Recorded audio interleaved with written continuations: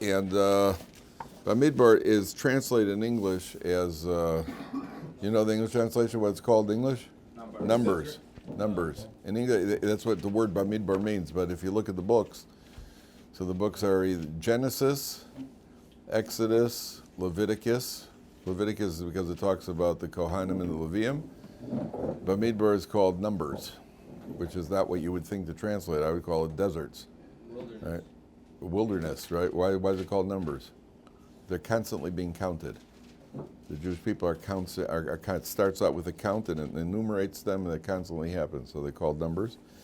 And then Devarim is called Deuteronomy. You know why? Two. Deuce.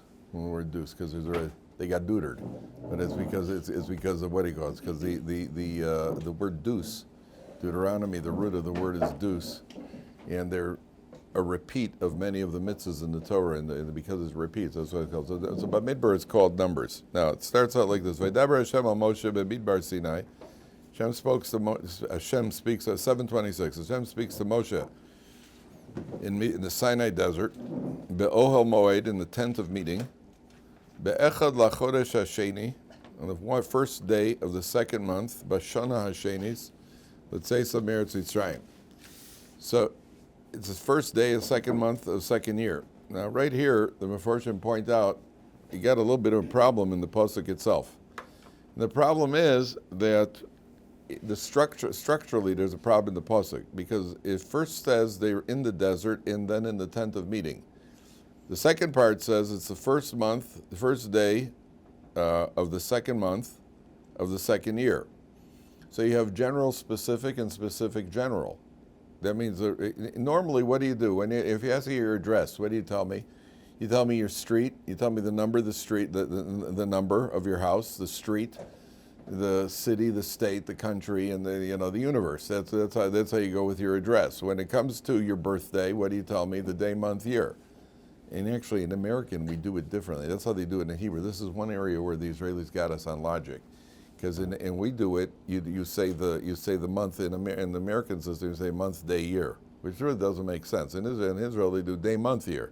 But either way, whether it's your physical location or whether it's a time thing, whatever it is, you go specific to general, right? That's why we start with the specific, and then you get to the more general: the day, the month, the year, the street, the city, the state. You go from specific. Here, you do two things at once, and the pasuk goes to two separate things.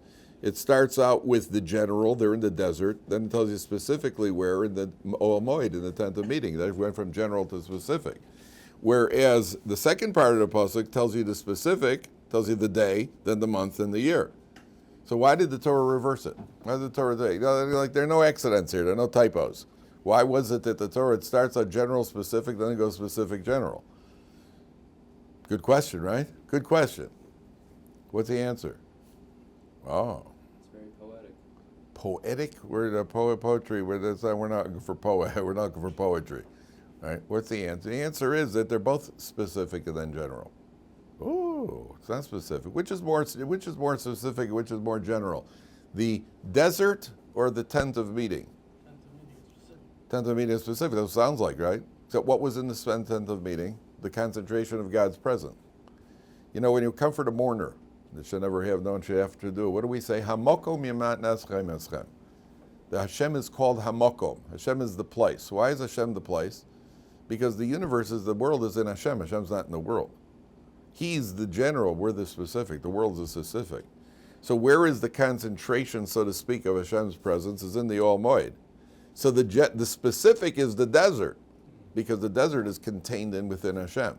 So the Torah is telling you right off the bat, Bamidbar Sinai be'Ohel Moed, number one. So it's not, the Mefarshim explained that they're both, is very consistent. We've got specific and then general. Looks like general then specific. It's really specific then general. Number one.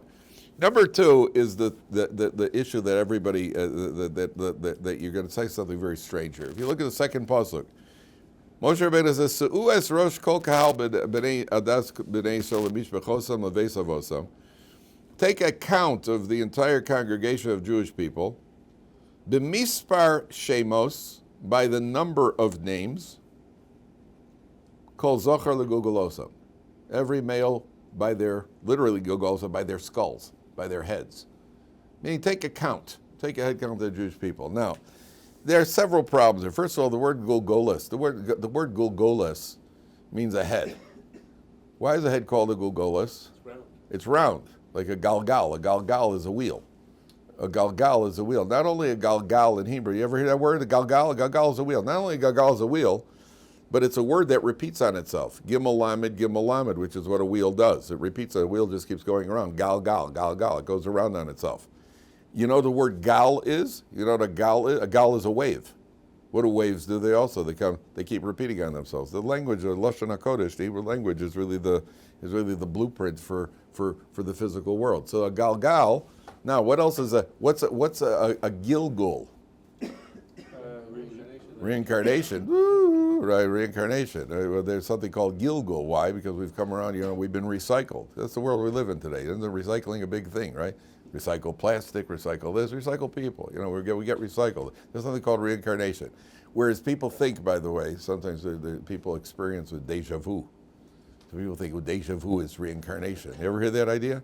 Deja vu, it's not. It's actually, what you think is reincarnation, we call drug flashback or spacing out. But it's certainly not reincarnation. Reincarnation, a human being who's reincarnated does not know anything about his previous incarnation.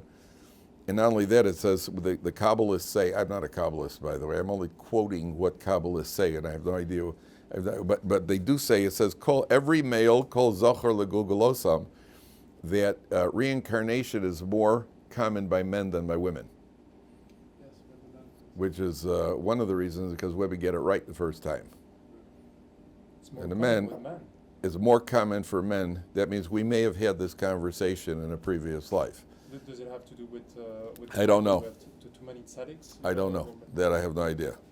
So I don't know anything about. I don't know anything about the subject. I'm only telling you a concept. I don't know the ins and outs. And even if I did know, I wouldn't be allowed to tell you. Maybe I do know. Oh, what we do. I'll tell you what we do know. What we know is that a human being who could be reincarnated, according to the Kabbalists, some Kabbalists say we could come back 4 times. And some tell you it's indefinite until we get it right. What is weird is there's a statement. We're talking about reincarnation. Yeah, how do you like that? Yeah, a day late and a dollar short. What we do know is there's a statement. The Gemara makes a statement that Isha Tova Matana Tova Labaila. Did you ever hear that expression? A good wife is a precious gift to her husband. So the plain meaning of that is, a good wife. There's nothing better than having a good wife. They say happy wife, happy life, that sort of thing, which means you got to be a good husband to get that. But okay, at the end of the day, the terminology of the Talmud is very precise. So the Ben Ish Chai, who himself was a Kabbalist, says a woman is a precious gift to her husband because it could very well be that this couple was married in a previous existence. Imagine that. Now, didn't we talk about this once? Yeah, that was about 400 years ago when we were married. Right? Well, why did you have to say? And you just pick it up where you left off. So but a precious, the Kabbalists say, because the husband may have messed up and had to be brought back. His wife got it right, but she's brought back a second time to help him get it right. She doesn't really need to be here, so she's called a precious gift. She's a gift. She's a freebie. She doesn't really. Hashem is helping you out. He gives you this wife. Believe it or not, even if she goes over on the credit card, she was put here to help you get it right the second time. So if you ever you have to treat your wives with respect. Realize hey you don't really have to be here. So she's doing you a favor. So I always tell the girls, never bring that up. That you can't say that to your husband. Listen, I don't really have to be here. It's your fault. But at the end of the day, okay, that's just entertainment. By the way, if your person's bad, particularly in certain areas of morality, they can be brought back as an animal. The Kabbalists say a person can come back as a dog. And the problem when a person comes back as a dog is that you do realize, you remember your previous incarnation. You remember that you were a human being. Yeah, this is rough. This is rough, Aaron. And then you come back as a dog, and you could be sitting there at a table with a bunch of people, and you'd like to contribute to the conversation. All that comes out is a bark. And you could be sitting at a table with the woman who you were once married to and her new husband. Oh my God. Yeah, that could be pretty bad. Yeah, that's bad. That's what we call bad. And you're sitting there at the table with the wife and her new husband, and you'd like to say something or bite him in the leg or something, and I'll take him for a walk, will you, Harold? So the wife's new husband is now walking you on the sidewalk out in the snow. So yeah, that could be bad. So the lesson, guys, is be good. That's the lesson. Just be good so this doesn't happen. So that's why somebody once said, there's a state. The Gemara says, where does it say it? I forgot. It says it says it somewhere that a person could work his entire life to accumulate money and then leave the whole pile to his wife's next husband.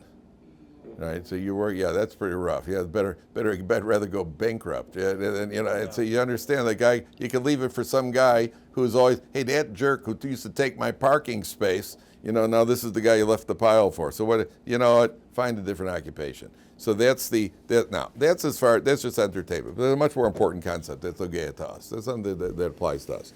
If you take a look at the expression, it says, B'mispar shemos. Now I want you to listen carefully because this is vital. It says, by the number of the names. By the number of the names.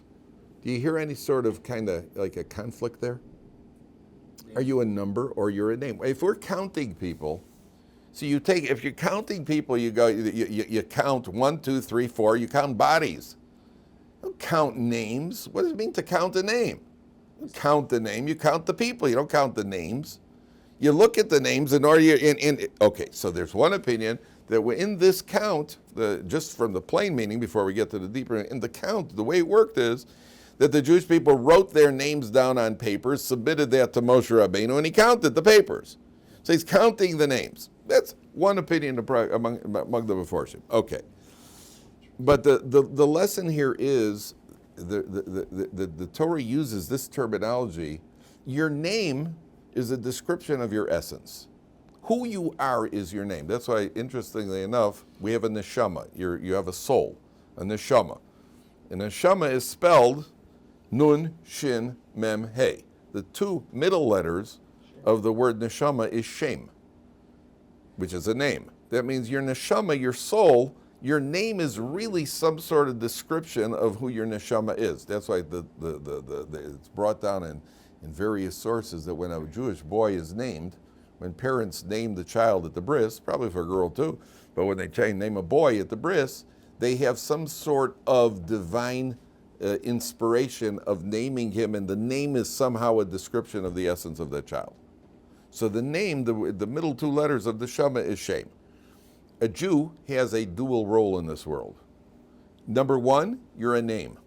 A name means that you have an individual role. Every single one of us, based on our personality, abilities, temperament, life circumstances, we each have a unique, separate role of how to serve God. No two people, even twins, have a different life. They have different circumstances because one was born before the other. So one's older, one's younger. That's already different life. They have different names, and they have different abilities and different talents.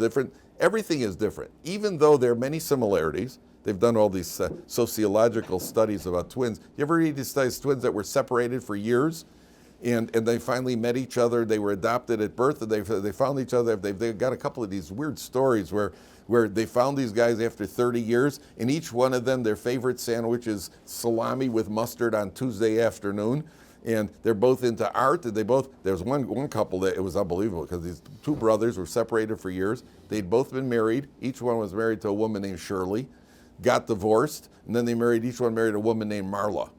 Some weird story like that. Then there's which can't be. It's not like it was too weird. And this is documented. They also each one's became an architect, or each one. It's straight. On the other hand, they're different. Each one has different life circumstances. Then there was remember that story with those three brothers? They even moved a movie out of them. Oh, you don't know about the three brothers? There was, what do you call it? They have I remember this. I think I was about 20 years old, something like that, when this broke. They broke on the news. Some guy named Paul had transferred from one university to another. So he came the first day of the semester, and people kept coming over to him and say, "Hi, Rick, how you doing? How was vacation?" They said, "Why are you calling me Rick? My name is Paul." They said, "Come on, stop messing around, Paul, Rick. You know what?" And then they realized that the guy was not who they thought he was. They said, "Just wait here." And then they went and they brought Rick, and they put the two of them together. They looked exactly alike, and it turned out, they've checked the records, it turned out that these guys had been separated at birth. They were brothers who were adopted. They found themselves somewhere in New York. Then 2 or 3 days later, they found a third brother in Texas. And when the story broke that they had been triplets, they were separated at birth, and there was a guy there was some guy who was doing an experiment with them, and he put each one in a different socioeconomic class. One went to a rich family, a middle class family, and one went to what do you call it? And it was a weird story. They did a movie about these guys. I'm surprised none of you have done it again. Nothing surprises me. But the what do you call it? The Torah says over here you have a dual role. On the one hand, you're you with your way of serving God. That's why the first mitzvah in the Torah is to be fruitful and multiply.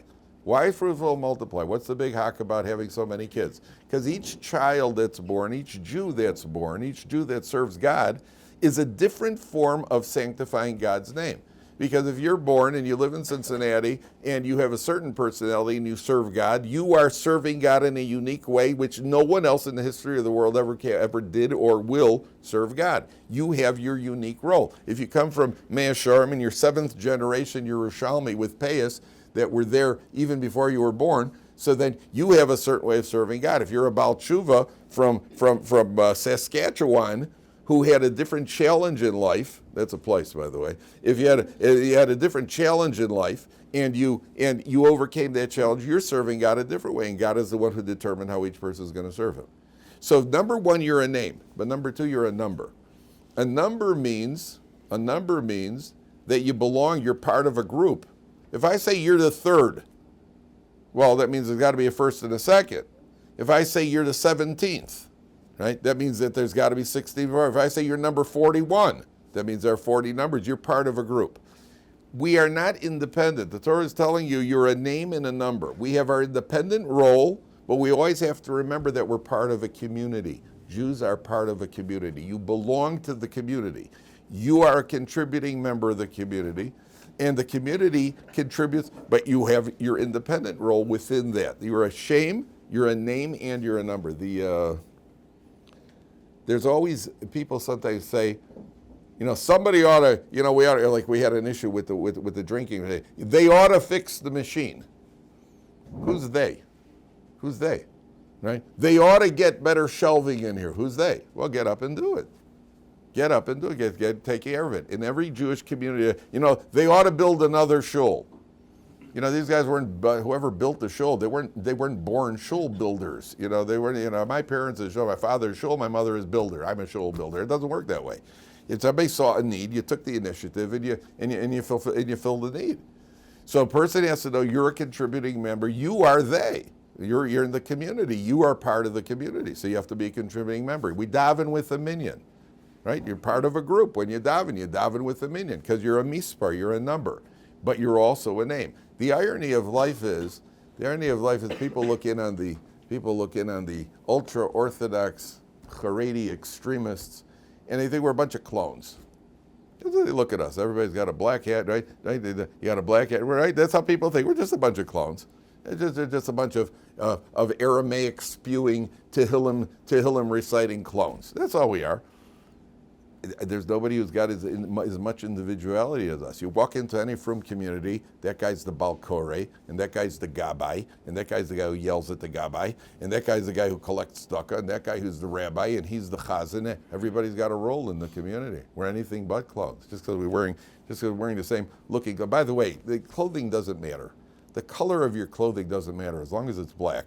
It doesn't matter. So so they think that we're just a bunch of clones. But you read around. All they are is just another rabbi with a beard. Well, you've met the rabbis with the beards, and each rabbi with a beard is a different rabbi, aren't they?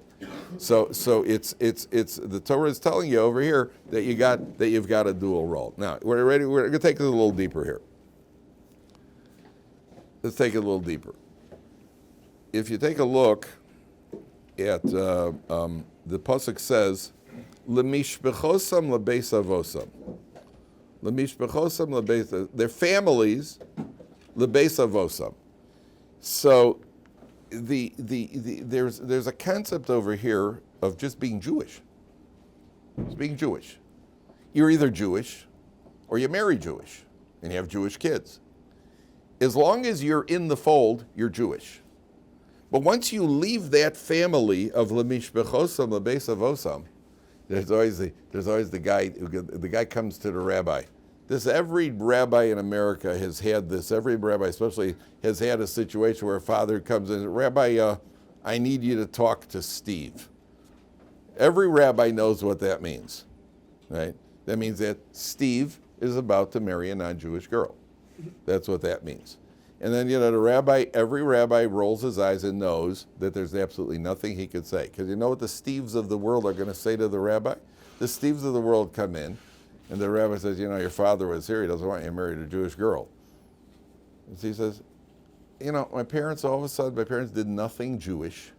They never sacrificed a thing for Judaism. They sent me to school, public school, sent me to college, they never say, and now they're expecting me to sacrifice a wonderful girl just for Judaism. Where are they coming from? And every rabbi knows that, what can he possibly respond to that? I knew a kid, his father had been in the religious community, then he joined the conservative movement. And they moved out to the suburbs, he sent them to a conservative day school, they went to a conservative shul, everything was conservative. And the kid went to college, he came home and he got engaged to a non-Jewish girl. So the parents were upset. So they said, don't worry, I'm going to have her converted. So the father said, okay, Mike, just do me a favor, have her converted Orthodox. Why Orthodox? You raised us conservative, sent us to conservative, your everything was conservative, all of a sudden conservative's not good enough for you? So what can it be? It's a tragedy where parents can be caught, they're caught in that, what do you call it? But the fact remains that if the kid marries a non-Jewish girl, the children are not Jewish. And you could have a conversion, which is it's not worth nothing. So the kids are still not Jewish. So the Torah is telling you, as long as you're Jewish, you're part of the fold. When you marry out, so what you're doing is you're terminating the Jewish line. That's it. You've just terminated. I don't care how nice the girl is. And I don't care what kind of fake conversion is. At the end of the day, you've terminated Jewish line. So Torah puts an emphasis on lebishbechosam lebeis avosam and their families. Now, let's take this a little further, gentlemen, because I want to show you something. I think this applies to all of it. By the way, page 7, everybody have a chumash on page 726. I'll make sure everybody's got a chumash. Okay. Take a look, you'll notice over here that it says B'mispar Shemos. Okay, over here it talks about number names. This is going to be go for a little bit of a ride. Now turn ahead to Parshas Pinchas for a second. Turn to Parshas Pinchas. There's going to be another count over here. Where is it? 876. 876. Now you notice over here, when it says the count over here, it says at the beginning of Parshas Pinchas, there's going to be a count. Now, take a look at page 878. Over here it says, on page 878, it says, Vayomer Hashem al Moshe v'Elazar ben Aaron HaKohen Lemor, Se'u es rosh kol adas b'nei Yisrael. Take a head count of the Jewish people. And it doesn't say a word about Mispar Shemos. Another count, but it doesn't say Mispar Shemos. Here, it says Mispar Shemos, the number of the names. Now there's another count, and this is already after the generation. This is the generation that's going to go into the land of Israel. And over here it just says take a head count. Here is the generation that came out of Egypt. And here it says take a count of the names, by the number of the names. Okay? Why is there a difference over here? Okay? Question number 1. Question number 2, turn all the way back to Parshas Vayeshev. Keep your finger on the place over here. Go all the way back at Parshas Vayeshev. And here we have the episode of Yosef with Mrs. Potiphar. 199. So Yosef is sold by his brothers. Hate when that happens. And he goes down to Egypt. And he becomes very prominent. Potiphar takes a liking to him. And the problem is that Mrs. Potiphar takes a liking to him also. So Mrs. Potiphar has a crush on Yosef. and on page 214. And Yosef is 17 years old. He's away from home. He's in a den of iniquity called Egypt. So picture, he's all alone. You got a young man on Arizona State University. And Mrs. Potiphar, the various Mrs. Potiphars there are, but one Mrs. Potiphar is chasing him around and leaving him. She gives him no rest. And she's got an absolute crush. She can't, all she's thinking of is about Yosef. And she's very, very forward. And she belongs to one of the sororities there. And the Potiphar Mrs. Potiphar sorority. Her name is Zuleika. And she's had a lot of booze in the punch bowl and at the party. And she's chasing Yosef around like crazy. And Yosef is avoiding it. Now, you know, the difficulty of the test is beyond our comprehension. He's a 17-year-old, and he's all alone. His parents aren't around. Circumstances are perfect. And in Pasuk 7, right in the middle of the page, Vatisa vayhi achar advarim haela, Vatisa eshes adona v'sein el Yosef. She turns to Yosef, Vatomer shichva imi. Says to Yosef, sleep with me. Vayima'ein, he refuses. And look what he says. Vayomer el eshes adonov. Hein adoni lo yodaiti mambayis. He's withheld nothing from me. V'chol asher yesh lo nasan biyadi. Whatever he owns, he's put under my trust. He goes, my master has trusted me. Einenu godol babayis azebimei. There's nobody more prominent in this house than me. V'lo chasach mimeni mu'umakim osach b'asher adish. The only thing he's withholding, the only thing off limits is you. You're his wife. Okay, and then the story goes on. He refuses, she goes in jail, and eventually becomes the king. And marries her daughter. He marries her adopted daughter. Talk about a burn, right? He marries her adopted daughter. So, did it ever happen to you that there's a temptation, and to you, to me, to all of us, and on the one hand, I know I shouldn't do it. On the other hand, I think to myself, listen, I'm such a sinner anyway. You know, what's one more going to matter? What's one more? I'm a loser. I'm a spiritual loser as it is. What can I possibly, I should avoid this too. I've done everything in the book. What, there's really hope for me? Yosef teaches us, you know what the attitude is in that case? Einenu gadol babayis azevimei. There's nobody bigger than me. At that point, you know what we have to do? We have to activate, push the button that says, hey, I'm better than that. I'm not that bad. I'm pretty good, actually. This is the one area, what's called gaiva de kedusha. This is one area we're allowed to be haughty. We're allowed to flaunt ourselves in a kedusha way, in a holy way. I'm not that low life. That's the Yetzer Hara. That's evil inclination speaking to us. Oh, you low life, do this also. Your son, anyway, you've done everything else. So do another one. What's the big deal? To the contrary, at that point, we're supposed to activate our prominence. That's what Yosef. That's what we're learning from those words. What's Yosef saying? Einenu gadol babayis is that. The plain meaning is he's talking about his own personal prominence.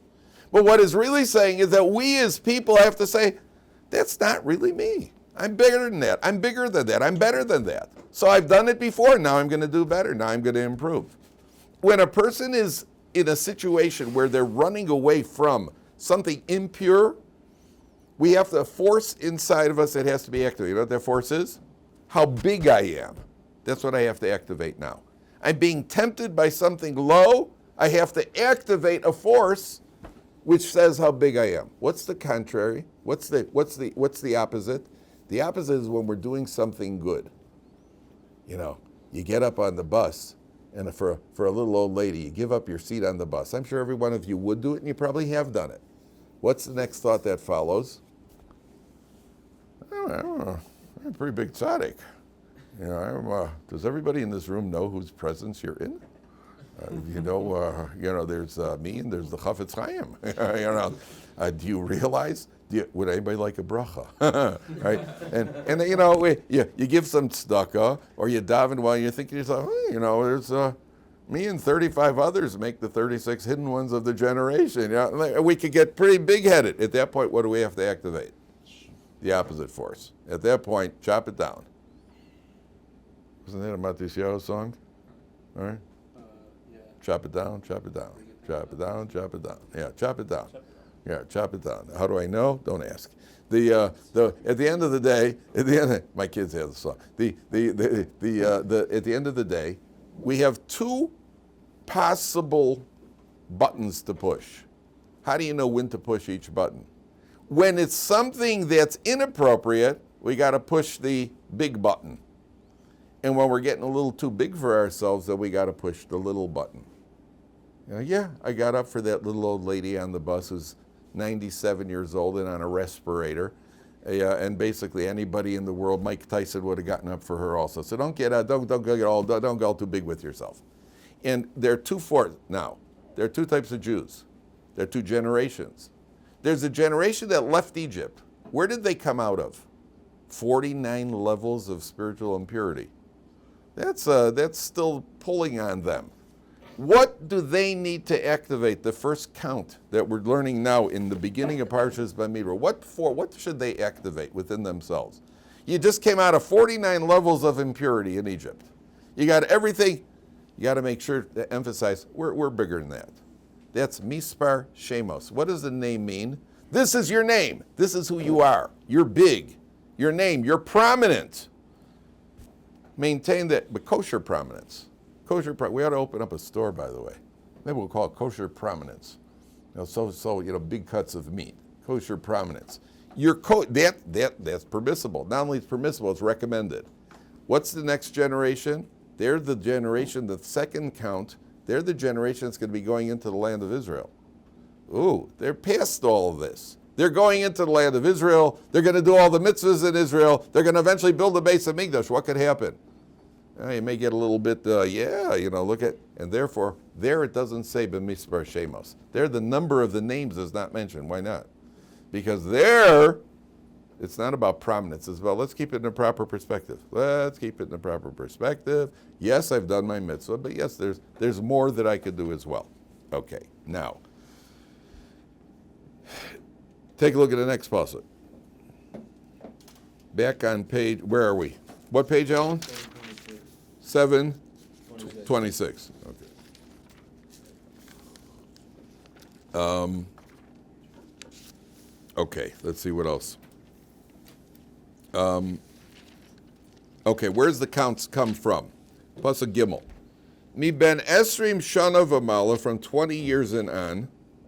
Kol yotzei tzova b'Yisrael. Anybody goes out to, now how did the arts go translate tzova? Oh, don't tell me you did. What? The legion. Okay. How would we translate tzava? How do we normally translate tzava? The army. Okay. So later on it says that the Levium are also called the tzava. And the Levites didn't go. The Levites did not go to the army. They didn't go fight. Yet they're called the tzava. They go to all made. The word tzava is a modern Hebrew distortion of the word. Because the word tzava does not mean army. The word tzava means public service. Whichever public service, the Levium went into the public service, their whole life was a public service. The Levites and the Kohanim, their whole life was a public service. In the army, you happen to be going out to public service, right? That's true. You're on here. But here, it says, Kol yotzei tzava b'Yisrael, where here it's talking about if in case there would be a war. So who went to the war for the Jewish people? From 20 years and on. What do you call it? Mi ben esrim shana v'mala kol yotzei tzava, going out to war. So the Mefarshim say there are two types of wars. There's the physical war, there's physical battle. Then there's a harder battle. What's the harder battle? What's that? Spiritual battle. Oh, somebody once said one of the contemporary Gedolim, he said, he was talking about sports.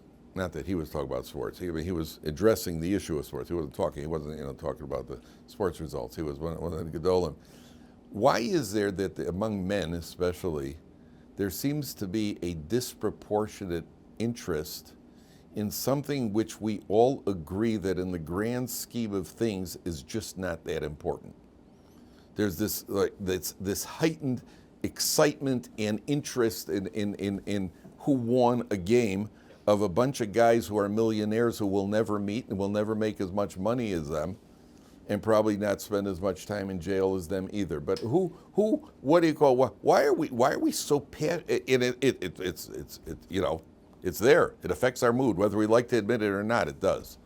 It affects our mood. Why is there an interest come? You know what he said? We were by definition created to compete. We're created to compete. Who are we supposed to be competing with? Specifically, the evil inclination. We're meant to be fighting all the time. If it's mischanneled to the extreme, so what do? We engage in war. War is only competition. Is that drive to compete, but it's been taken to the extreme where we actually kill people. If it's not gone to the extreme, where do? We channel somewhere else where we could either play each other at a game, whatever the game happens to be, whether it's a physical game or a card game or a chess game, whatever it is, or we live vicariously through somebody else, which is a bunch of athletes. But one way or another, we're going to compete. There's going to be that competition. It's a drive we're created with. The same way that there's a drive for competition. All of our drives are going to be realized one way or another. It's just a question if we channel it in the right direction. Do you pursue money? Why does a person pursue money? Especially Jews? It's a stereotype of Jews. Jews are into money. The stereotype is only because that's the reality. What does money represent, really? What does money represent? Power? Security. Right? I might say a certain amount of security, because money is my future is secure. You know why? Because we're created, channeled. We're created with a focus on the future. Which future? Really, it's supposed to be the world to come. If it's slightly mischanneled, so we focus on the future in this world. One way or another, we're going to be focused on the future.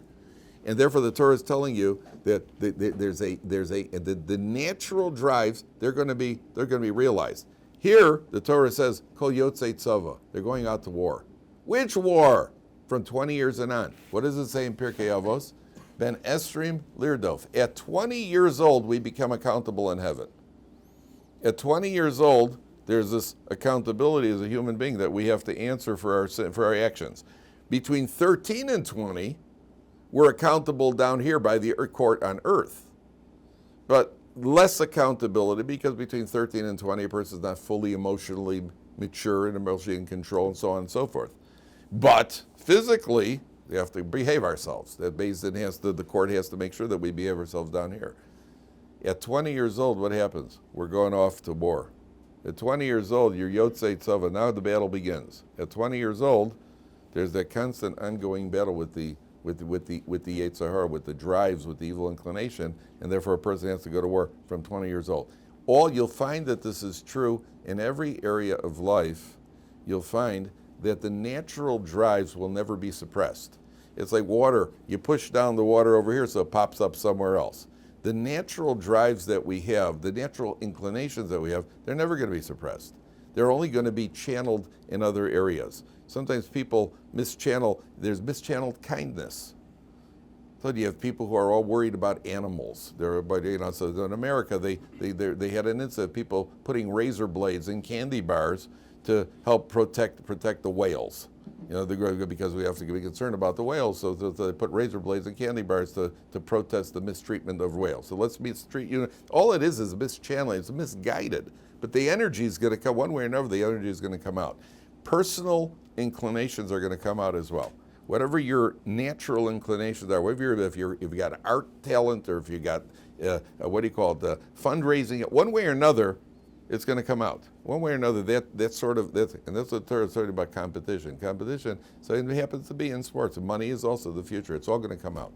What's the stereotype of a Jewish woman? The Jewish mother, what's the stereotype? What's the world stereotype of a Jewish mother? Worried, sick. Worried? Yeah, that's true. What else? Powerful. The pushy Jewish mother. Whether she does it persistent and pushy, whether she does it in a harsh way, whether she does it by bribing you, whether she does it by, one way or another, that's the stereotype. That's the world stereotype of the Jewish mother. I told you, the woman's walking down the street, some guy sees her, he says, "Hi lady, how old are your kids?" She says, "Well, the doctor's 3, the lawyer's 5. That's the stereotypical Jewish mother. Where's that really coming from? Because the Jewish mother is meant to push. She's meant to push her family. She's the backbone of the family. She's meant to push her family to develop in their spiritual, to be good Jews, to be loyal Jews, to study Torah. That's where she's meant to put that energy. It's slightly mischanneled, so she pushes it to achieve in call it a secular achievements, which are not necessarily Torah achievements, but one way or another she's going to push. One way or another she's going to push. She's not going to. That's going to come out because that's the way she's created. All of these things. That's what the Torah is telling you over here. All right, we'll continue tomorrow, Mitzvah Hashem. Yeah.